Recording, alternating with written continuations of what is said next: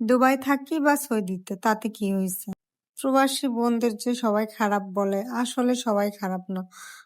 একজনের জন্য সবাইকে খারাপ চোখে দেখে মানুষ। এই প্রবাসে যে মানুষ কত কষ্ট করে, এটা যদি বাংলাদেশের মানুষ খালি চোখে দেখতো, তাহলে আসলে বুঝতো যে আসলে মেয়ে মানুষ হয়ে বিদেশ করা এটা কতটা কষ্টের।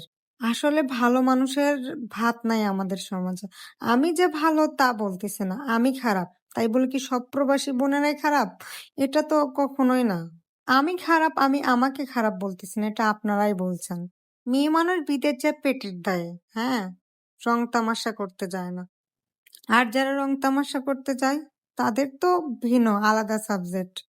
আপনি যতটুকু করবেন আপনার জন্য ততটুকুই অপেক্ষা করতেছে। হয়তো ২ দিন আগে, না হয়তো ২ দিন পরে। আসলে ভালো কিছু করলে আল্লাহ তার ভালো কিছু ফলই দান করে।